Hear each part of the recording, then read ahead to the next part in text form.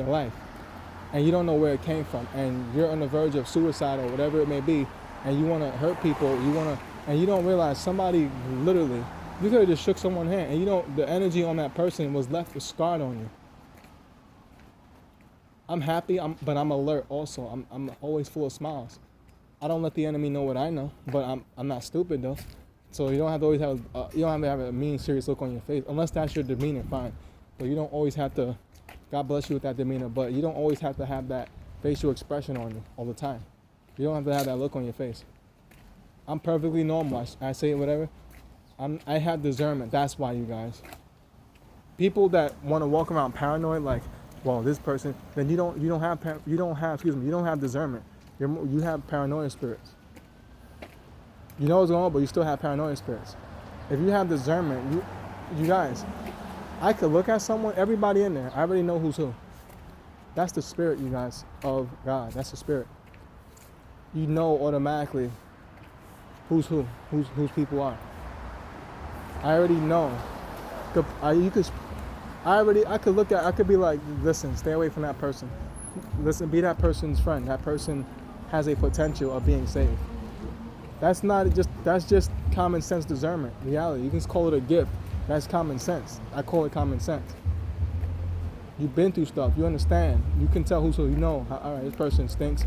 This person has a funny energy. This person, you already know. You're no longer brainwashed.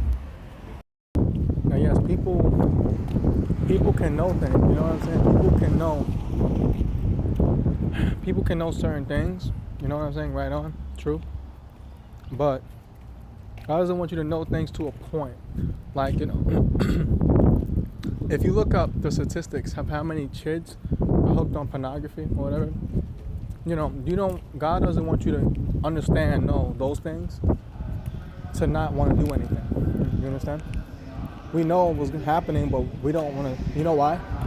Because we become so numbed down. That's why. We become so numbed down in a society. That's why. That's why.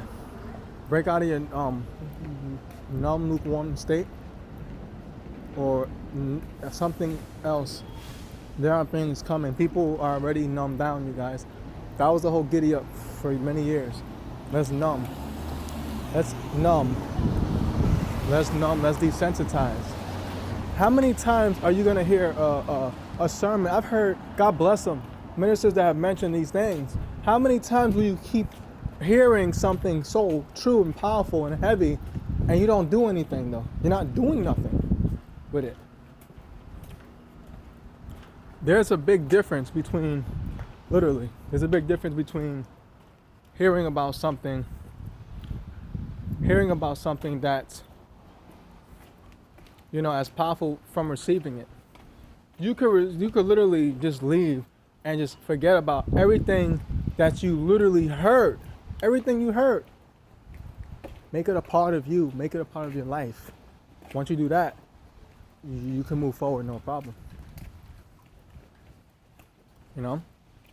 But